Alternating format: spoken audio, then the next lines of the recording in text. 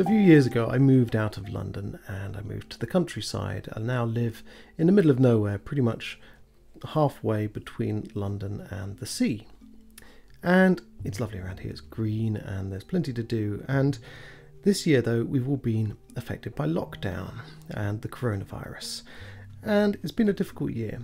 So I have made time to get outside, and in that time I've taken up a bit of a new hobby. It's very casual, but it's foraging. And I've been picking blackberries and make them into blackberry liqueurs. I've been picking sloes, they're turning into sloe gin. I've been making jams and things like that.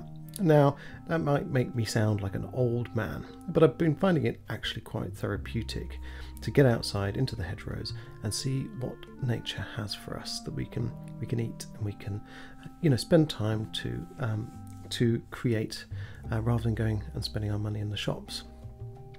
And yeah, it's been really useful. It's a very mindful experience.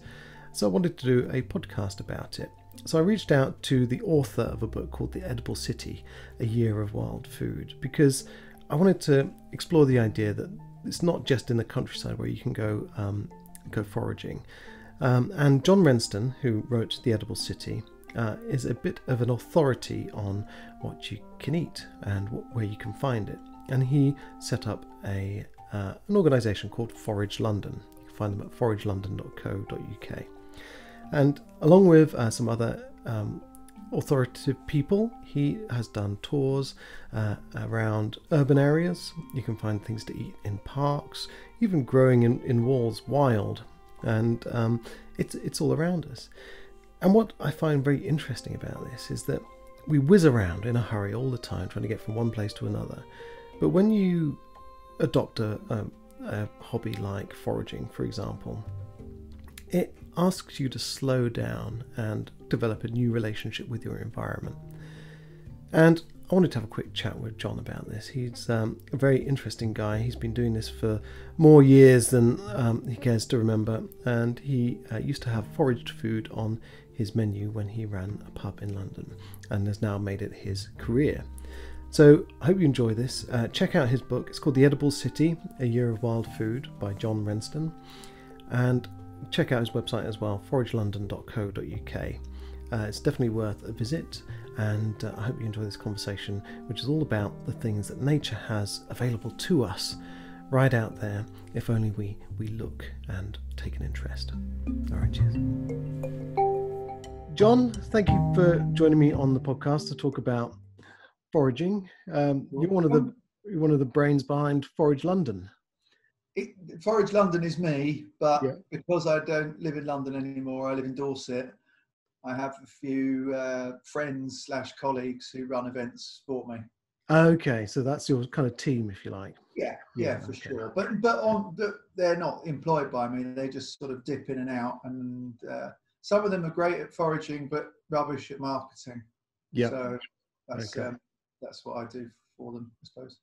Fantastic. So how did it start? I mean, I saw on your profile that you ran a pub in Clerkenwell called The Green, and you would go foraging to find ingredients for your food.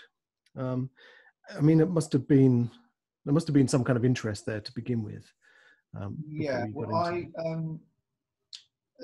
Like yourself, I was a photographer for a while, and I was a commercial photographer, and I found the advertising industry to be a very fickle mistress, which would pick you up, woo you, tell you how wonderful and amazing you were for 3 months, and then just dump you and never phone you again. So my career as a photographer is like kind of lots of ups and downs. I can relate to that completely. So I had this idea for doing a bar with a friend of mine, and then before we knew it, we'd got carried away and we'd signed a 25-year lease on a 3-story Georgian townhouse in Clerkenwell, and we were opening a gastropub. So it ran a bit out of control. But I'd been what year was that? It was 2004, 2000, something like that. I'd been obsessively foraging for a few years before that, and then when we opened the pub, it wasn't that I had this deep desire to create a menu full of foraged ingredients. In fact, initially, I wasn't going to mix the two things up, because one of them was my passion and the other one was my work. But I hated running a pub. I couldn't stand it, and it was so stressful. And so I used to use foraging as a way to escape. I would say to my business partner, I've absolutely got to go to Devon for 4 days to collect wild garlic so we can have wild garlic mash on the menu. And he would sort of long-sufferingly say, go on then, off you go. And I wasn't ready for running a pub at all. I think if I'd been an industry professional, it would have been different, but I wasn't. It's a classic male ego vehicle. You know, you can occupy one space in a pub, which makes you think you're qualified to run one, and I wasn't. So, I mean, you said you'd been foraging before then. What was it?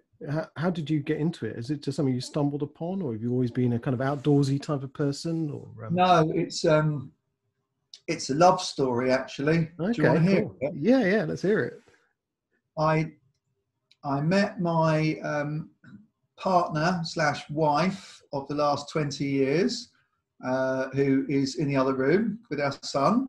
I met her in a bar in the East End about 21 years ago. And I was a photographer and she was working at some fashion company. And we started hanging out and spending lots of time together and going to lots of parties and really enjoying each other's company, but in a quite sort of hedonistic kind of London style. And then after about 6 weeks, we decided we would go away to the countryside for a weekend to see if we actually liked each other. And we went to the New Forest, and it turned out that she was really a country girl in disguise. She'd been masquerading as a inner city fashion person, and actually she was very at home, wellies and walking in the woods. And she knew quite a lot about wild mushrooms, and because her dad had been foraging in the 70s and the 60s, and they'd grown up when they were kids in the late 70s, early 80s, picking wild mushrooms, which is quite unusual in the UK where everybody's so fungi phobic. So I say it's a love story. I was in the process of falling in love, and in addition to which there was this kind of only a small knowledge base in hindsight, but she had this knowledge of stuff. We would walk in the woods and she'd say, oh look, that's edible mushroom, whatever that is, that's poisonous mushroom, whatever that is. I thought, wow, that's amazing, you're amazing, because you know about that. So that's where I started foraging. And so it was kind of intrinsically wrapped up in this sort of burgeoning relationship.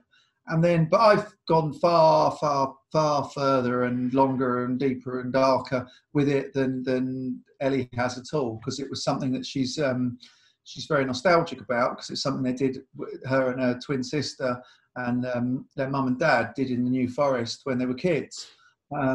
Which is, like I say, if you think about how fungi phobic people are in the UK and how we've got this sort of intrinsic knowledge gap, that to find people who were foraging quite a lot in the 70s is something of a novelty.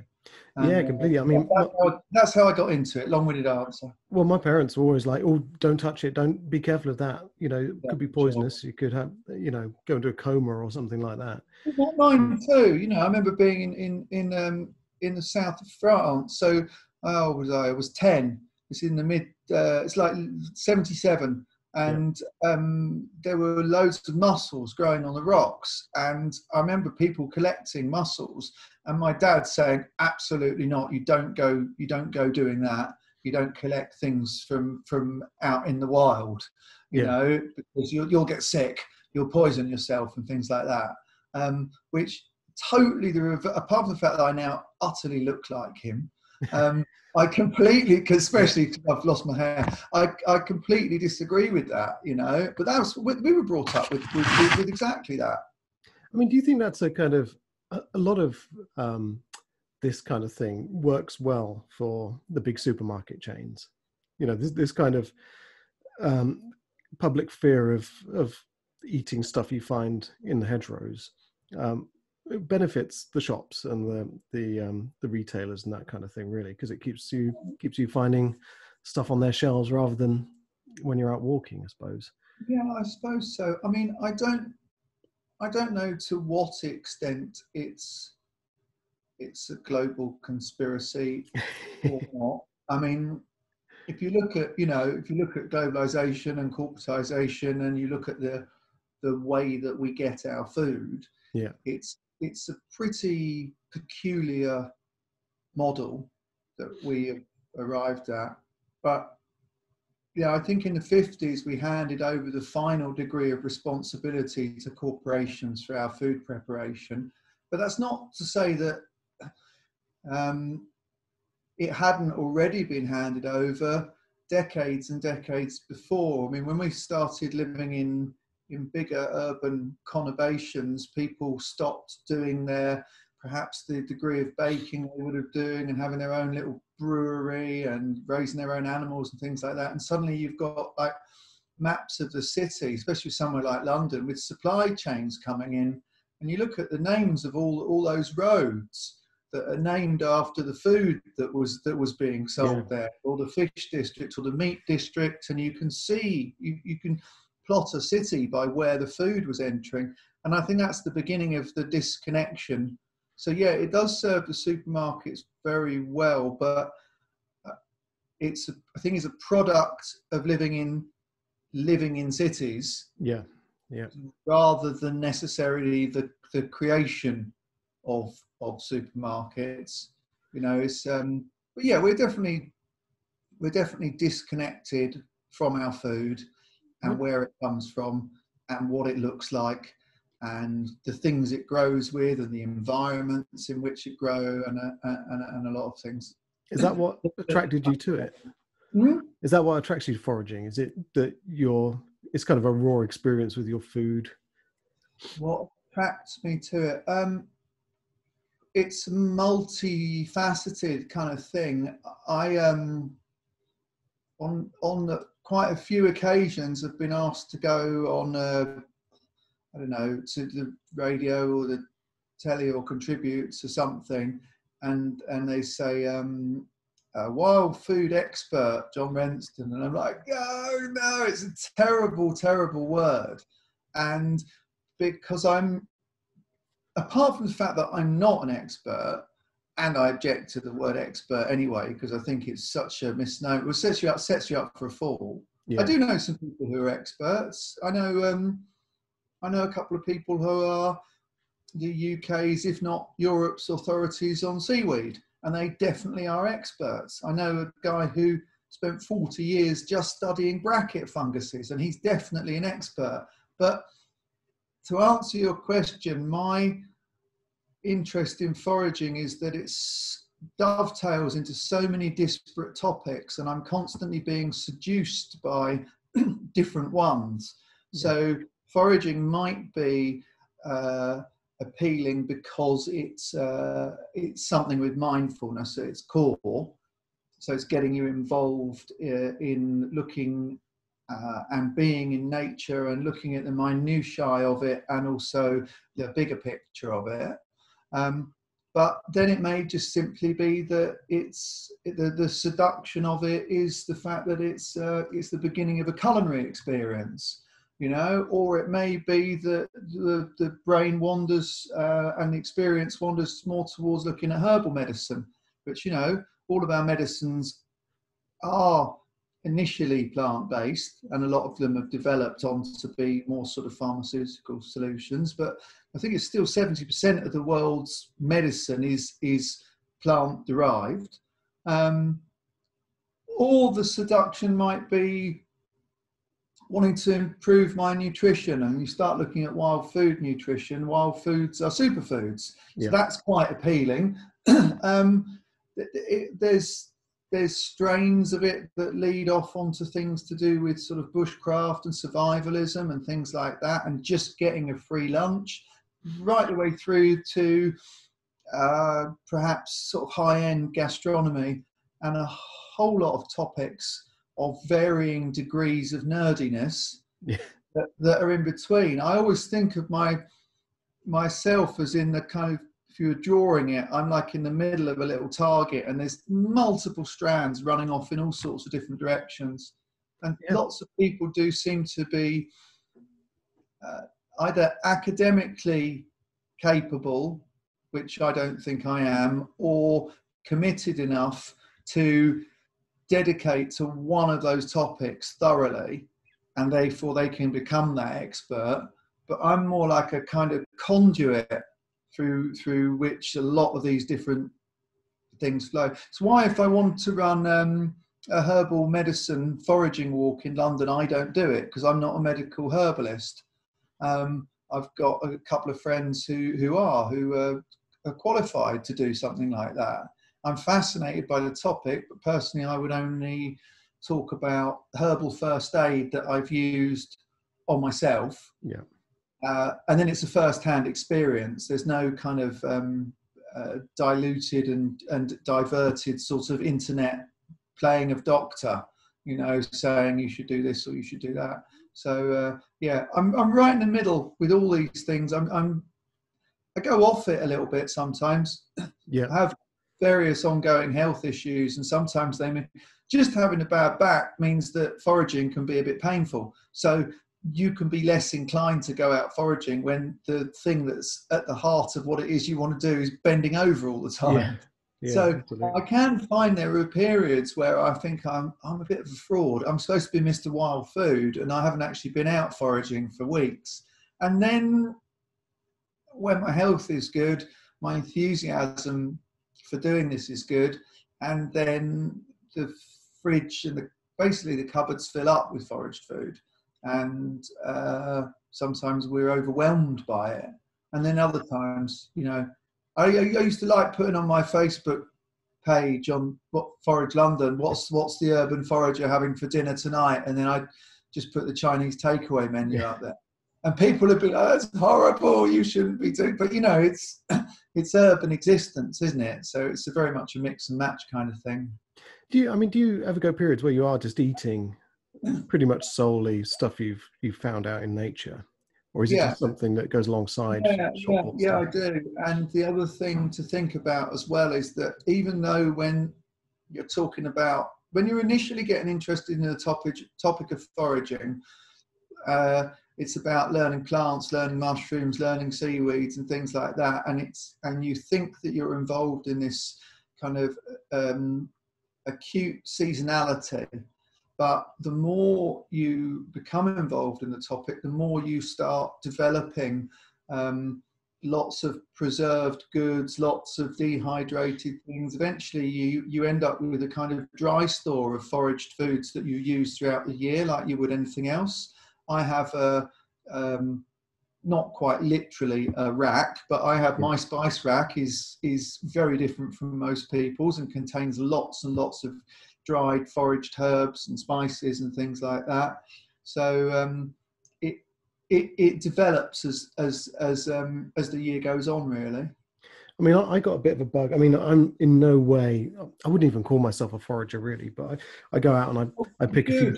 You should though. I think if you go out and pick blackberries and a few stinging nettles, you definitely should call yourself a forager. Have the title, it's yours. Well, I have foraged. I'll say that, I suppose. But I loved every part of it. I loved. I made some jam. I made a few pickles and things like that. And I love the jars. I love getting these nice clean jars all lined up on the windowsill, ready to fill with stuff. And I love the idea that I can hold this thing that's got a beautiful kind of red jelly in or something like that up against the light, and it'll look much nicer than anything you get from the shop, because it's got your love in there and your hard work as well. Yeah, absolutely. But there are times when you just think, I just want some jam, and I don't want to take up the whole kitchen, boiling up sugar and making sticky stuff, and I just want to go and get some jam, and have it a bit easier. Do you not ever get sick of the process of it? Oh yeah, I do. And the problem with being linked into your peers by, at least visually, by social media, is that you're just in a world where everybody's always far more enthusiastic, far more productive, far more prolific. and all out there living the dream while you're not. But you don't hear from them when they're not. Yeah. So a friend of mine lives in Scotland and teaches foraging, and he's a big lad. And people say to him on his walks sometimes, they say, "Oh, do you just exist off wild food?" And he's like, "Look at me. Yeah. Of course I don't," you know. So yeah, I don't exist on a purely foraged diet, and I don't hunt. But if I were to try and exist on a totally wild diet, I imagine I would have to hunt as well. We've never had a gatherer society. We've had hunter-gatherer societies. There's a need for protein, and from a sort of vegan point of view, that can be sustained with lots of pulses and lots of grains and things like that. But that's agriculture. Even small scale, that's farming. So to just exist as a veggie eating forager, I think would be very, very difficult. I know a friend of mine attempted to do it, and actually he couldn't get together the funding, because you can't just stop your life, and he needed to have enough money to live for a year, to pay his bills and pay council tax and do all the other irritating things that one has to do in order to be able to live off wild food. So he never got the project off the ground, but he was kind of creating all of the things that you needed. I mean, yeah, I like some of the preserves that I'm eating at the moment. I made in 2012 or 2008. That's fantastic. And I haven't got around to making them again since. And, you know, every year we make lots and lots of elderberry cordial. It's kind of like an elderberry elixir with cloves in it, and it's very Christmassy sort of thing. But we make it as a immune boosting little tonic that is full of vitamin C and other antioxidants and things like that. But I'm on the batch that I made 3 years ago.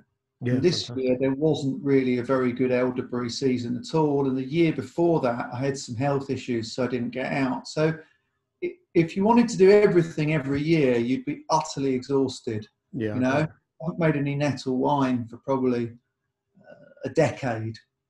But I really like it, and I'm planning to make it again. I'm always planning to make it, but not getting around to it.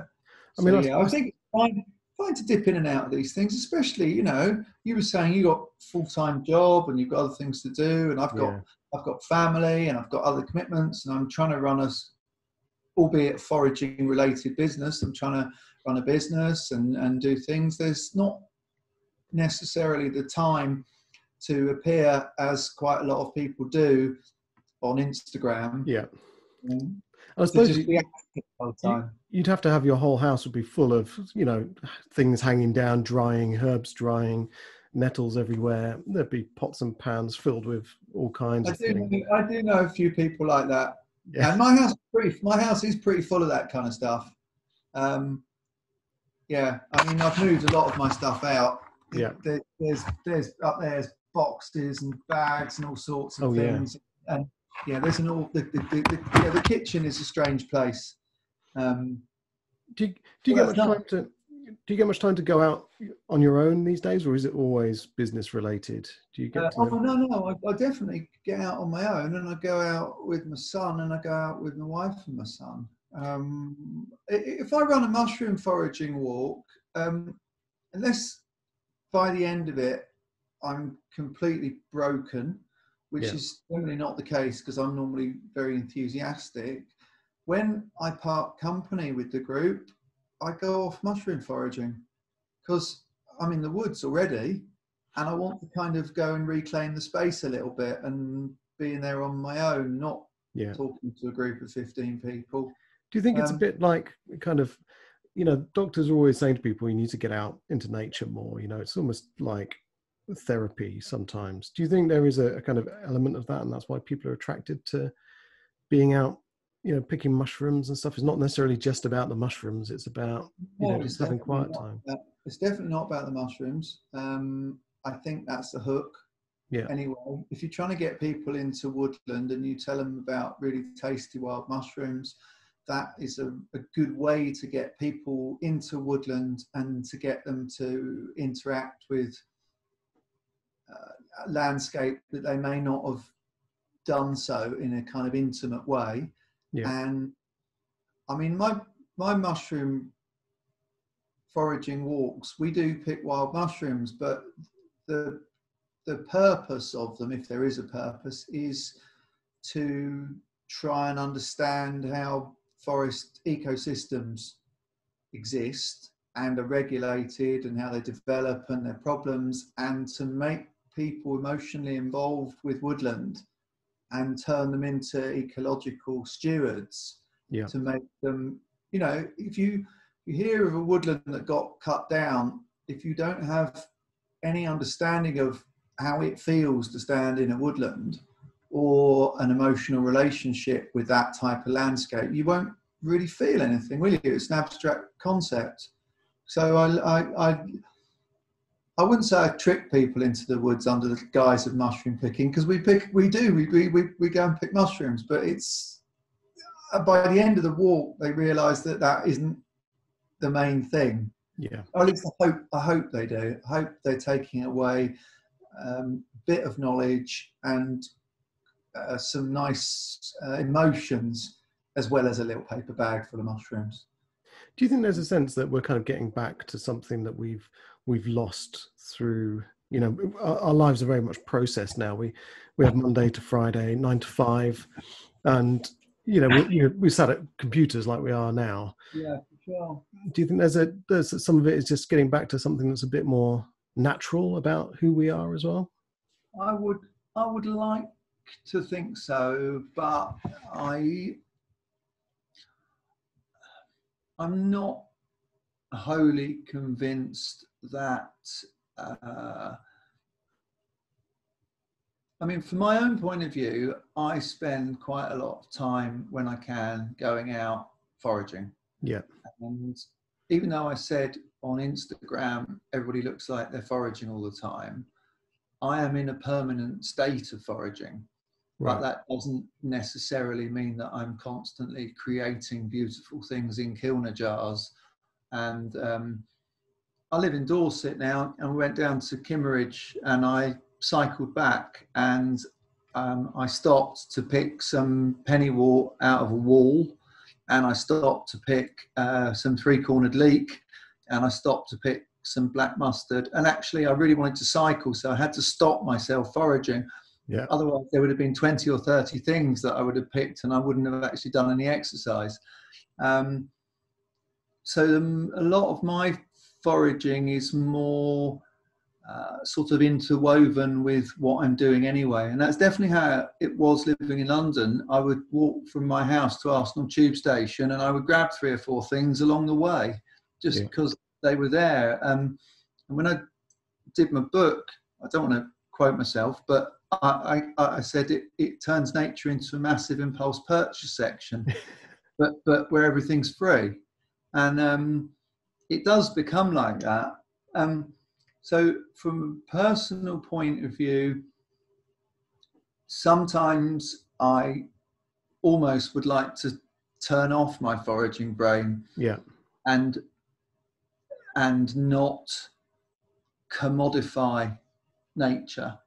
If I was really looking to engage with nature, I think I should probably not have a little knife on me, not have a basket, not have a bag. I should turn off my sort of mycological botanical eyes, and I should just go and sit under a tree and watch the world go by, and I think I'd really engage with it. But I think I had that same experience. I think when I first moved to the countryside, I was suddenly surrounded by nature, and part of me wanted to know what that bird is, what that tree is, what that plant is over there. But then as soon as you put a name on it, suddenly you're a bird watcher, and you're not just enjoying these these lovely birds singing around you, you're thinking, oh, that's a lesser spotted warbler or whatever. And it becomes, yeah, the magic is gone a little bit. But I think for the majority of the people who come on the events that I run, I think that even though we're not just all sitting around watching clouds go by, which would be lovely in its own right, we are doing something. We are actively involved in engaging with, and to a certain extent taking from, in a sustainable manner, but we're doing something within the landscape. It may not be perfect, but it's certainly a greater connection than a lot of people get with nature and with our landscape. I mean, I did a couple of late season mushroom forays, just basically after we come out of one set of lockdown and before we went into the other. And really, I wouldn't normally run them at that time of year because there's only sort of 3 decent edible species to find. And I was very clear about the walks. I said, this is just a chance to go walking in the woods and do a bit of tree identification and hopefully pick a basket full of 1 or 2 species. And I felt very aware of the fact that normally I would take people out and show them 20, 30 different species. There's an awful lot of information, and here it felt quite limited. And I was stunned at just how really ridiculously happy everybody was to just come out, walk in the woods, identify 4 or 5 trees and pick 2 different species of mushrooms. And one of the groups who came, they were saying big kind of gushy thank yous to the guy who organised it for them, who was there with them. They were like, oh God, thank you for getting us out of the city. And that was only in the car park before we'd even started. Wow, yeah. And the fact that they just had a reason to get out and come to the New Forest. It was a lovely little group on one walk that I had to cancel for various reasons, but they didn't get the cancellation email. So they turned up at a New Forest car park anyway, and they rang me and I said, you cancellation email. And rather than being shitty about it, they went, well, we're here now, so we're going to go off and do something. And they kept sending me photos throughout the day. And they had a brilliant day because, okay, they went on a later event, but that day, I just gave them an excuse to be in the New Forest at 10 o'clock on a Sunday morning, rather than being in London or wherever else. So I suppose with the lockdown and everything as well, it doesn't take more than, a few weeks of being locked inside the house to make you appreciate what it's like to be outside of the house, Yeah, definitely. I mean, I was in 2 minds about what I should encourage people to do during lockdown, because I've spent 2 decades banging the urban foraging drum. Yeah. And, and for a long time I was thought of perhaps as being a bit strange. The idea that you might be able to eat healthy, nutritious, delicious, free wild plants in an urban environment. And it's taken a lot of work to sort of myth bust the concept that the city's dirty and the countryside is clean. I mean, what kind of stuff? Because I'm really interested in that, because I've moved out to the countryside. I used to live in London as well. And I thought, lucky me, I'm here in the countryside, but I don't want to go on about it because all my friends who are still in London, they're probably missing out, on all this kind of opportunity for foraging and stuff like that. But there is plenty to pick up in the city, isn't there? There's plenty to find. More so than anywhere. I mean, cities are microclimates. Somewhere like London is extraordinary for foraging. It's so diverse. A square mile of not quite central London, but a square mile of London will offer hundreds and hundreds of different edible and medicinal and usable plant species. Not talking about mushrooms. I don't really do any sort of urban growing fungi. uh, because of concerns about absorbing toxins. Yeah. But generally, in terms of plants, like I lived in North London, and my local park was Clissold Park in Stoke Newington, Yeah. and I wrote a blog once called "What I Learnt from Clissold Park," and it was about the idea that I'd learnt more about all of these topics from 1 square mile of almost central London than I had from the rest of the country put together. And I thought I'd finish the article off just by doing a list of all the plants that I'd eaten, basically eaten from or consumed in some way, shape or form from not particularly remarkable but still lovely Clissold Park.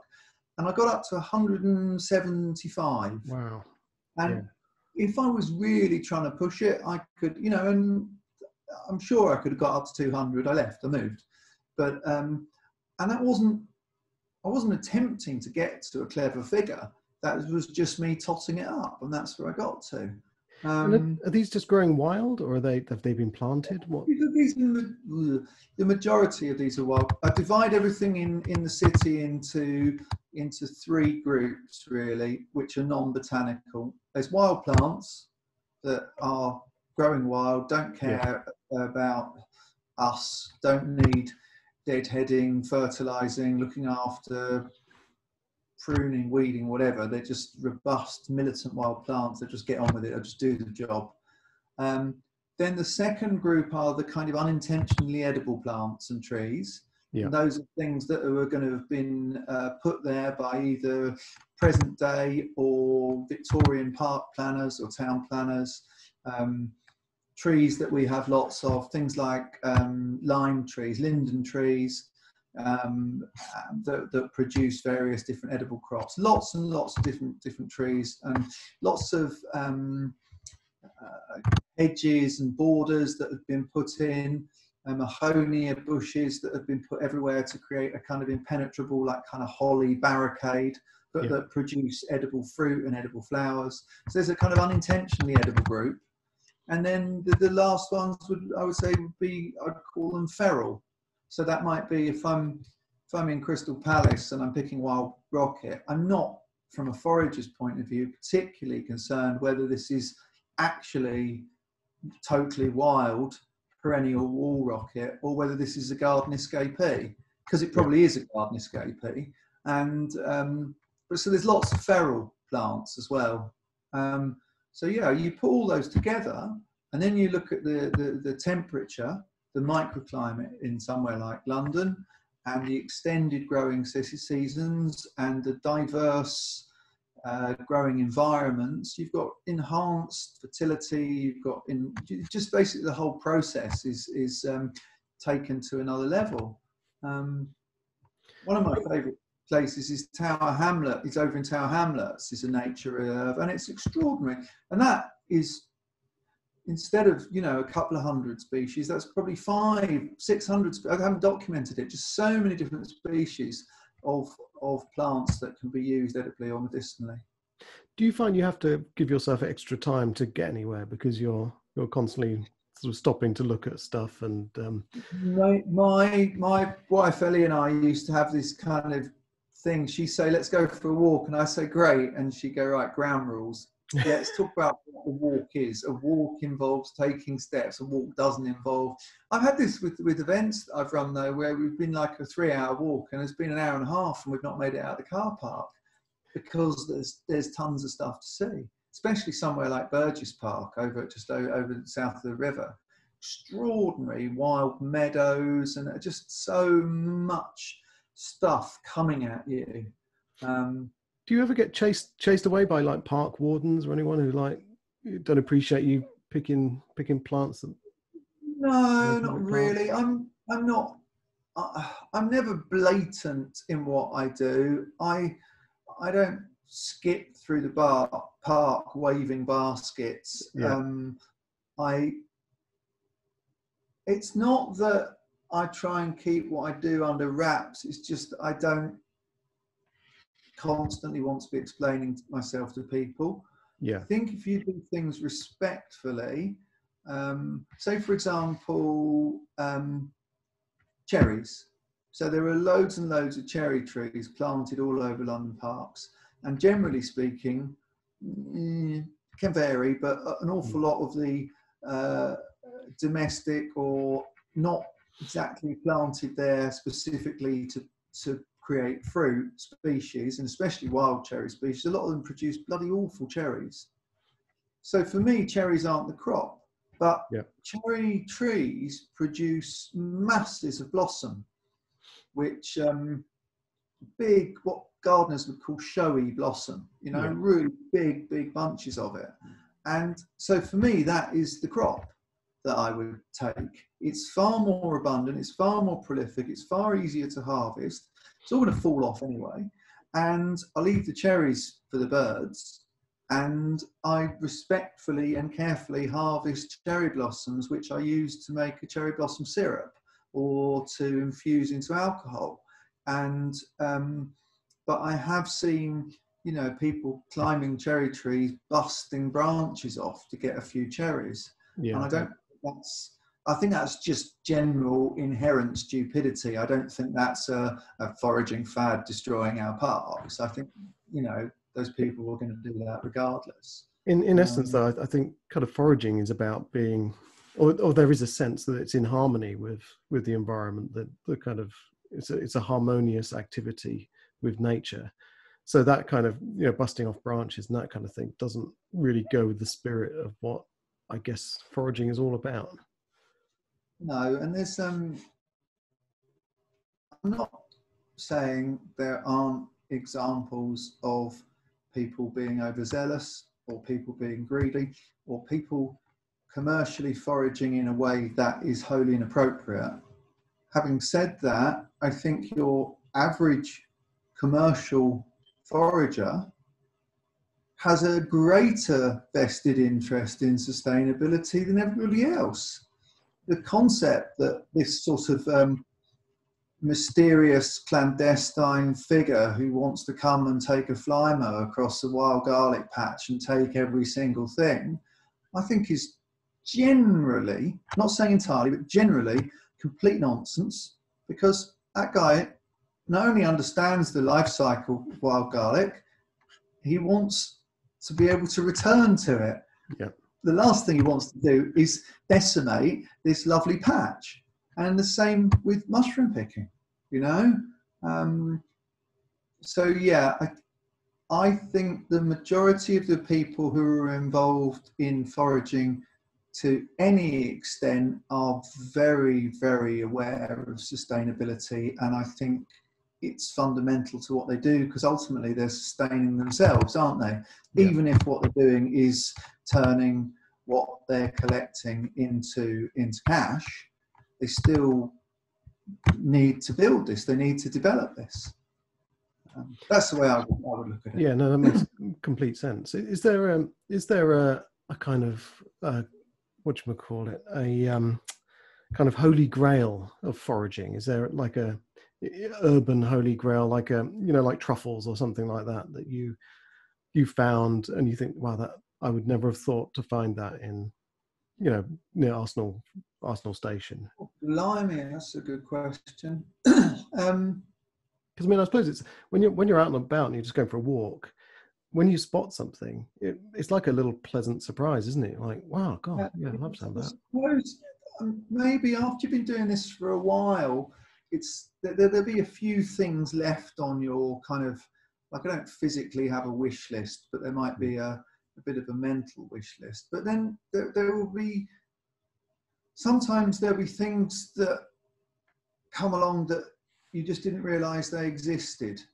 So I was picking sea buckthorn. Sea buckthorn's this wonderful, scraggly, armoured bush covered in huge spines. This is one of those plants that's still ready to fend off the attack of grazing megafauna, not realising that we haven't had straight-tusked elephants here for the last 40,000 years. It's still saying, I'm ready for them. Yeah. And it grows this amazing long spines, and it produces these extraordinary berries.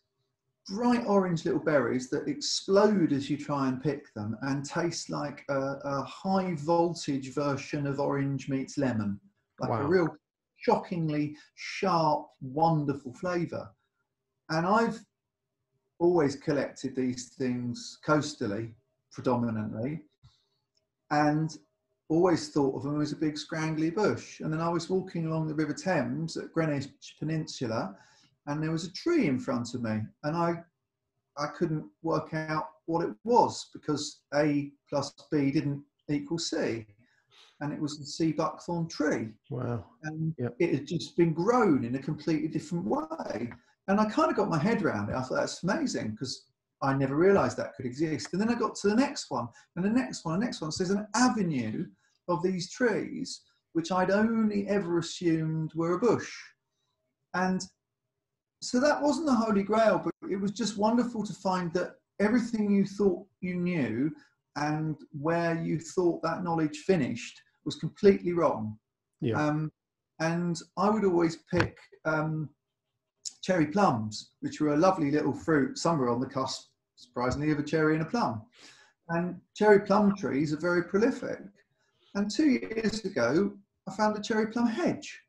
And just because somebody had decided to grow it as a hedge and cut it back and make it into a hedge and make it into a hedge, I thought, that's absolute genius. Why aren't more hedges grown out of cherry plums or things that bear loads and loads of fruit, but really lovely and low to the ground? And that was like a little treasure hunt for me and my son, because you had to reach in and kind of pluck these lovely little cherry plums out of a hedge. So yeah, I think when you're earlier stages, there will be things that will be like, oh my God, I just have to find this. And when you do, it's like, that's amazing. When you've been doing this quite a long time, and you build a kind of map, you sort of build a botanical map in your head, not only of plant families and what exists within them and what you can forage and what you can't, but also on unknowns and knowns and what's safe and what's not, and where things grow, habitat. And then with your own local environment, you build up. Like I've lived in Dorset now for 5 years, but I could still take you walking around Clissold Park, and I can draw you, literally draw you a map of 100 different trees in Clissold Park from memory, because I've been so involved with them. But yeah, so that maybe when people start off foraging, there's lots and lots of. It's just fun to find something that's tasty, is bountiful, is that you identify as well. It's like a little treasure hunt, isn't it? You go out, you look for something, or you don't look for it, but you're aware of its existence. You find it, you identify it, you harvest it, you take it home, and you probably re-identify it. You prepare it, or you cook it, or do whatever, and you consume it. And it's all these different levels of involvement and just use and kind of becoming intimate with a plant. Well, that's it. I mean, you talked at the beginning about kind of mindfulness aspects of it, and I suppose when you get into this, it changes your relationship with the world around you a little bit. You know, if you're always rushing from the tube station to the office and you're not really looking at what's going on around you, and then one day you're suddenly on a different wavelength, and you're saying, oh, hang on a minute, that's that plant that guy was talking about, and suddenly the kind of dynamic relationship you have with the world is completely different.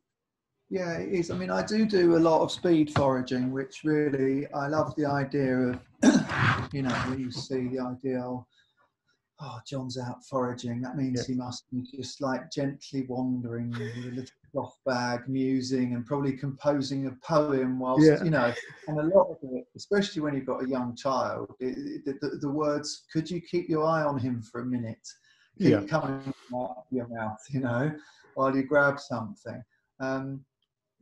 But yeah, otherwise so I've found doing mindfulness, not just mindfulness meditation, but doing mindfulness practice, I never found myself particularly adept at going, I'm going to make a cup of tea and drink it mindfully. But foraging is already mindful. So you don't need to try and include mindfulness in something that has mindfulness at its fundamental. Yeah, you've got to pay attention, haven't Oh, you?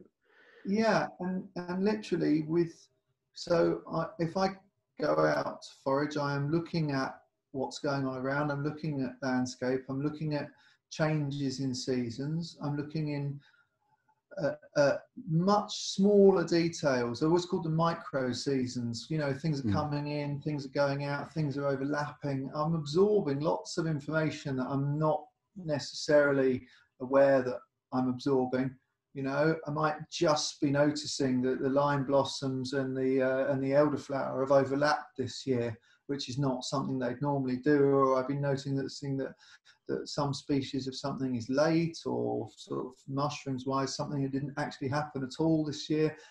Loads of tiny little things. And then maybe thinking about how what's going on in the autumn has been affected by what happened earlier in the year, by the wind, by the amount of rainfall we had, by whether the blossoms were able to be pollinated, whatever it is. There's all this stuff going on.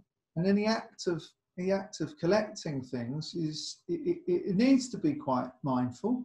You want to pick the plant you want to pick, and not, you know, when it's literally intertwined with its deadly poisonous lookalike, which is a common thing with quite a few plants, especially members of the carrot family. You often find, you know, edible ones and deadly poisonous ones literally holding hands. And so that's a very mindful practice. And I mean, I know I never wanted to have a corporate angle.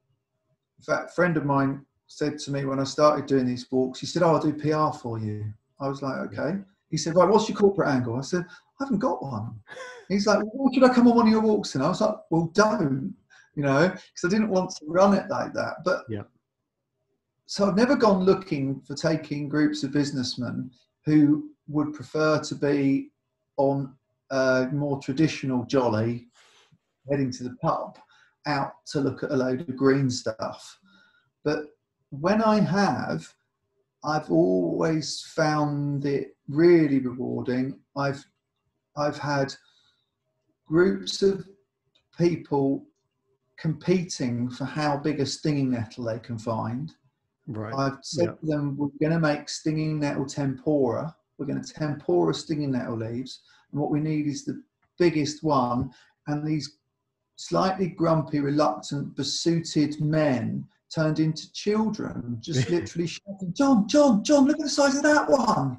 And that's lovely. And the idea that I could get a group of people to come out their office at lunchtime and go and collect elderflower rather than drinking 3 pints. I'm not saying drinking 3 pints is a bad thing at lunchtime, but I'm just saying, well, actually I am, but you know, in terms of it being a transformative process, is really, I've found that aspect of it really nice. I mean, in fact, when I started looking at mindfulness practice for my own health, I thought, oh, I teach mindfulness. I didn't realize actually that I've been teaching mindfulness accidentally for years. But it's really interesting. It's like, on the one hand, you're there and you're engaging with plants and berries and mushrooms, but on the other hand, you're also engaging with the people you're taking on the tours with you, the businessmen and the people who have all the different interests, you know, and it's you're tailoring it to what their needs are as well. I think that's why I said earlier about if when I'd finished one of my events, if I wasn't broken or not. And that's only because sometimes I'm so enthusiastic. I've been described on numerous times by people who've said, "I've never met anybody who is as happy at work as you are." And, because I get out and I get really overwhelmed by how amazing and fabulous this topic is and how enthusiastic I am about it. And I kind of bubble and effervesce a bit. And I've never had any voice coaching, so I tend to sort of talk from the sternum upwards. I think I get higher and higher as the day goes on. So I do end up very often just absolutely exhausted. Do you find because though I think like 4 hours just pretty just much constant talking. do you find that the energy that you put into it is a bit contagious, that it gets reflected back by the people you're showing Yeah, around? definitely. And it's why I limit the amount of events that I do as well. So, I mean, from a purely mercantile point of view, the easiest two events that I run that are easy to sell are one that is just called Wild Food Walk, Yep. and then a London postcode. That's easy.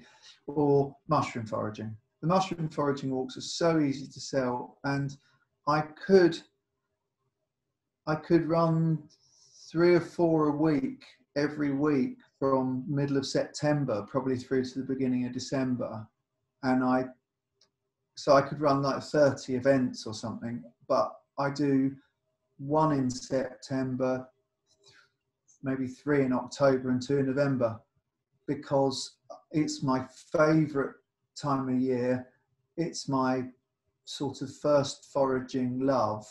Yeah. And the nicest experiences I generally have are picking a few chanterelles with my wife and my son that have just decided to pop up in July at the beginning of the season.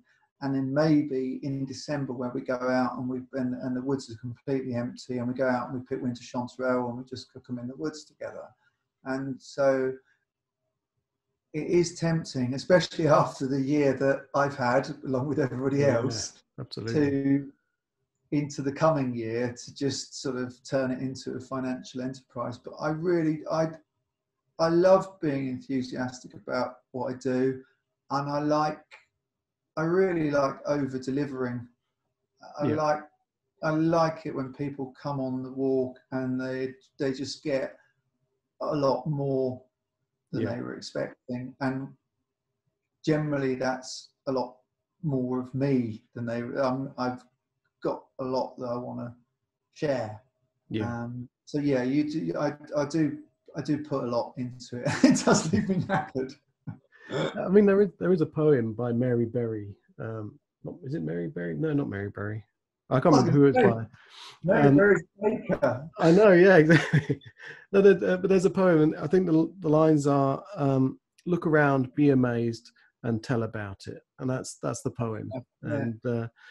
And it's, I mean, it's great when you are that amazed by what's going on around you. You don't want to kind of dilute that amazement No, down. you don't, and you don't want to get to the point where it's really easy to get sick of the sound of your own voice. Yeah. I do not know how school teachers do their job.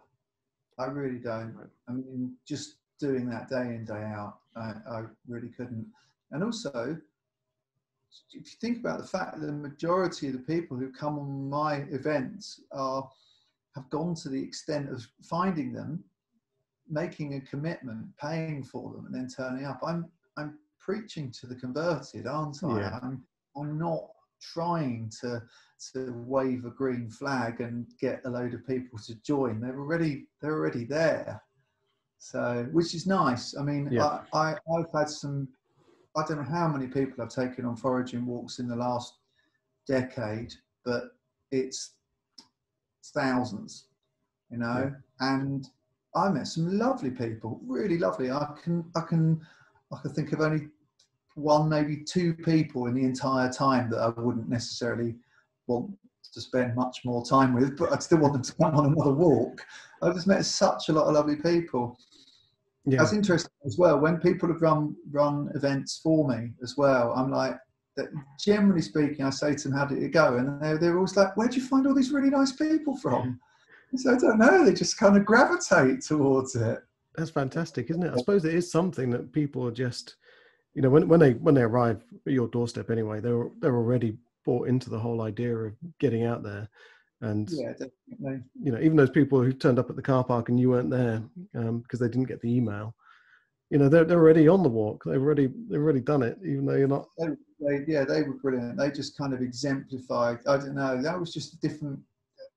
they decided that, I mean, they had a choice, didn't they? Which is that they could be shitty and they could be pissed off and they could have a really bad day and they could blame me. And they just made a decision to just have a nice day. Yeah, I absolutely. was really impressed by that. Really, really thought it was lovely.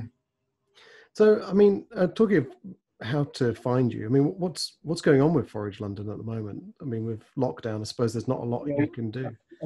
I create lots of events. I book all the places up. Yeah. I don't cancel them. I refund everybody. I recreate them. Well, my website has probably got on it at the moment about 20 different events that are all in various different stages of being between lots of places available and fully booked. Yeah. And people are optimistic, aren't they? So, you know, the event I've got in January, I am definitely, for obvious reasons, cancelling. Yeah. I'll reschedule it. But I've got events booked. I've got events in February that are full. I don't know whether the guidance is going to allow them to go ahead or not. Yeah. Is there anything else you can do? A lot of events. Is there anything you can do remotely? Sort of do remote walks, encourage people to go out on their own, or that kind of thing? Yeah, I did do in the first wave of lockdown. So in like April, May time, I made a lot of short foraging films. Yeah. Just like 1 minute, 2 minute films saying that here I am, I've just jumped off my bike and this is crow garlic. It's wild chives, looks like chives, it smells like chives. Pull a bit up, here's what it looks like, grab it, here's what it smells like. You can't mistake it for anything else because of X, X, X, and X. Be mindful of the habitat you're picking it in. Go, get it. Yeah. You know, and that's everywhere. So I did lots of those with quite simple and easy to forage things. And that's coming back to, you know, talking about being in the countryside or being in London. This is the thing. During the lockdown, I've always wanted to encourage people to get out and interact with nature, especially in urban environments. Then all of a sudden, I was like, because the first lockdown was strict, and you weren't supposed to be in a park. If you were, you weren't supposed to sort of loiter. And I was really in two minds of what do I do and what don't I do. But I think ultimately, I wanted to encourage people to go out foraging, because even if you are stuck in some flats on the 17th floor, if you're overlooking Burgess Park, and you can go for a little walk in Burgess Park, and while you're there you can pick some wild rocket or some purslane or whatever it might be, or something that's tasty.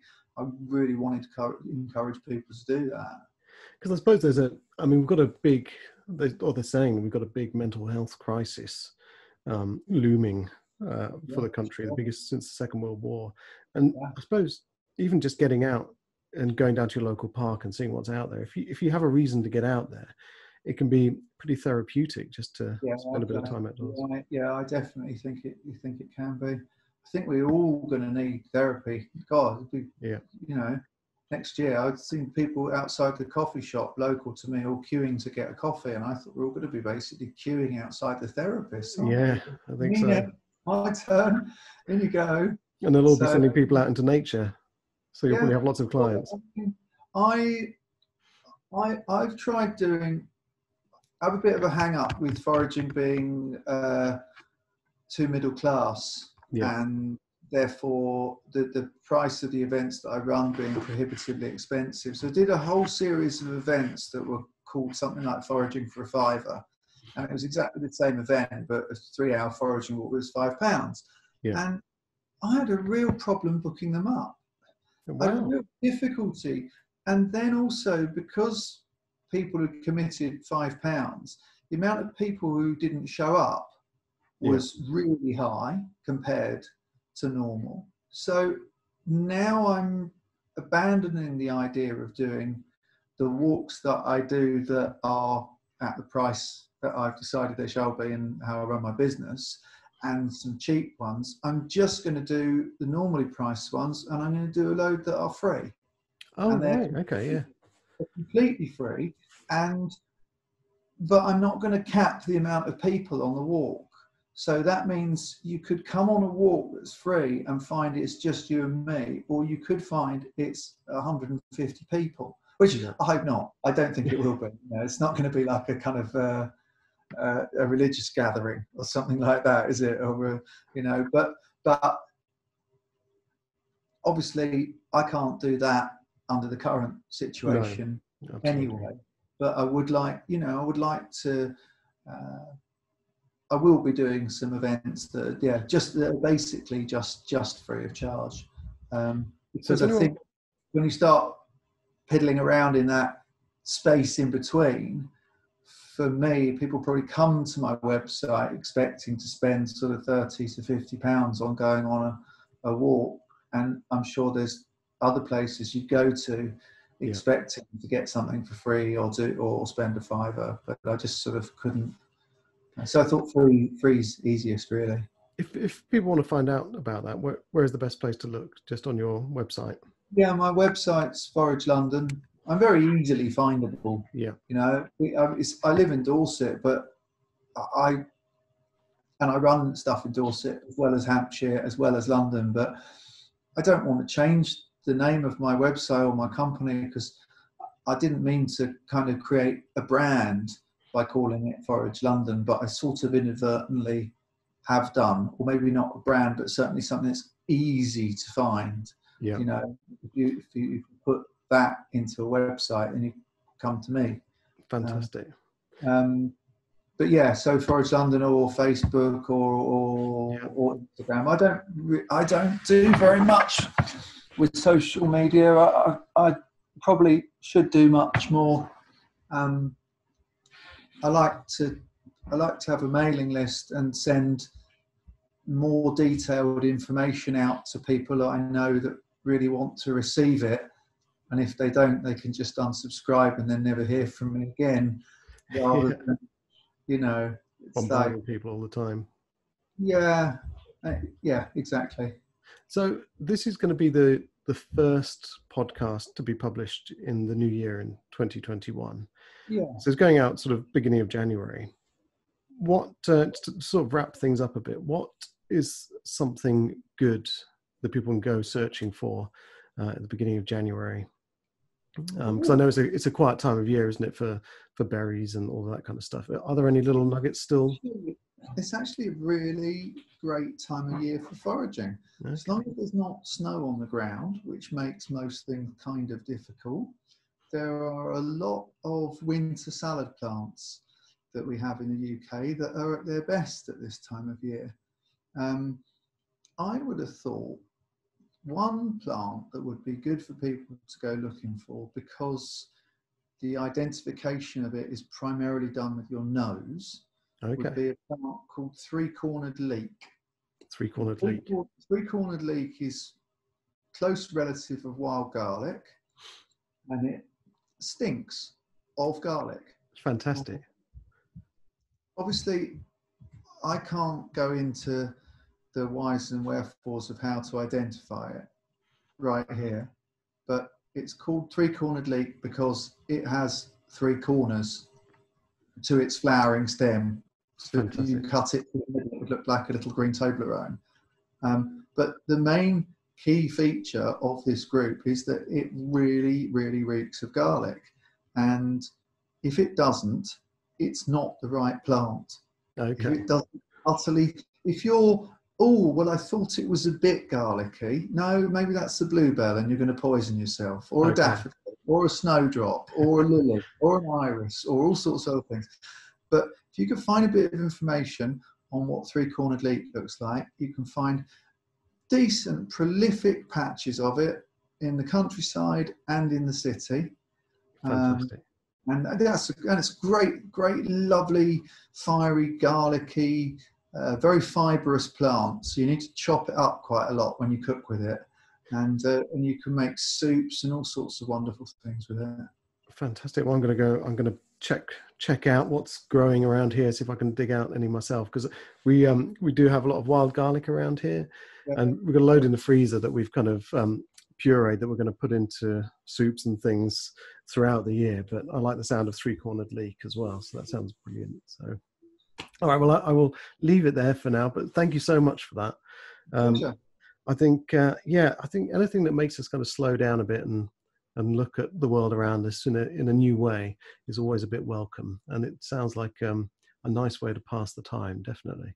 Yeah, I think foraging is a very worthwhile activity, even if you only do a very gentle version of it. You know, if you can identify a dandelion, you've got a plant that's going to give you edible flowers and edible leaves and edible roots and multiple food crops throughout the year that you can do different things with. And so really you don't need to learn one adaptable, usable plant for every month of the year, and you might find that you've got 40 new foods to play with. Yeah, it's fantastic. It's not about sort of absorbing tons of botanical knowledge. It's really just about initially just working with what you already know. You know, blackberries, stinging nettles, elderberries, maybe a few other bits and pieces, crab apples, things that people can identify. Yeah. And then working from there onwards, really. Yeah, absolutely. Well, I've got some sloe gin sort of maturing, which I'll be tucking into next Christmas.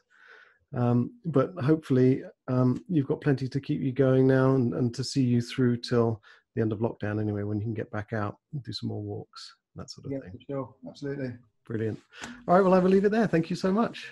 All right, thanks, Chris. No problem. Bye for now. So after that conversation, I certainly feel inspired to take my foraging game up a level. And if you get a chance, check out John's book. It's called The Edible City, A Year of Wild Food. And it's available on Amazon and in all good bookshops.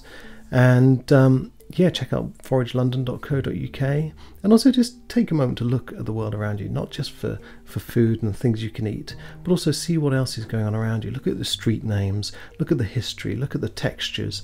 Everywhere we look, there is something new if we only take a moment to pause and see what's around us. Let's just try and reconnect with our environment and where we are, because there's so much out there that we can get from it. So anyway, that's enough of that. Hope you have enjoyed this first podcast of 2021, and I hope you'll hang around for a lot more. I really want to take this up a level this year, so I've got a few more planned, all about how we can be and be better. All right, thanks a lot for that, and see you on the next one.